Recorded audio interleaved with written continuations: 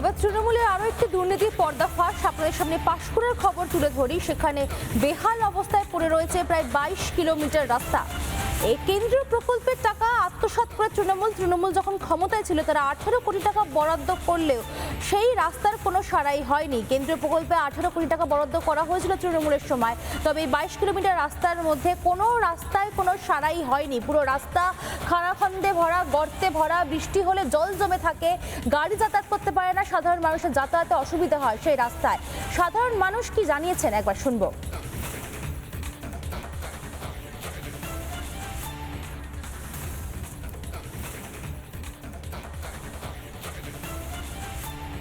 অবশ্যই খুব কষ্টের, দীর্ঘদিন রাস্তাটা সারাই হয়নি।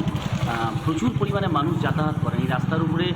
অনেক ব্যবসা বাণিজ্য, অফিস আদালত, মানুষের নিত্য পথযাত্রীদেরকে বিভিন্নভাবে বা আমাদের এখানে ফুলের চাষ, এমনি সবজির চাষ, প্রচুর মানুষকে যাতায়াত করতে হয়। অবশ্যই একটা ভাইটাল রাস্তা।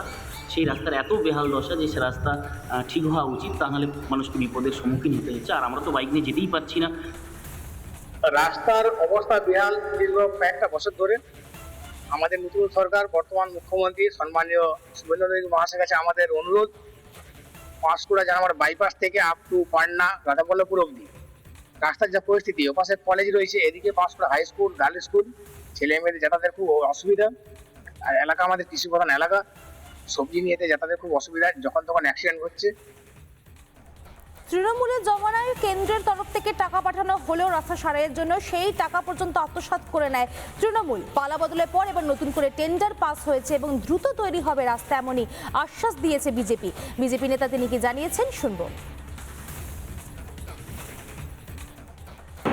জিয়াখালী বাজার থেকে NH-16 বাইপাস পর্যন্ত 21.6 কিলোমিটার যে পাকা রাস্তা, পিজি রাস্তা, জেপি রাজস্থানী দীর্ঘ 15 বছর বেহাল থাকাকালীন তৃণমূল সরকার কোনোভাবে কোনো কিছু করেনি।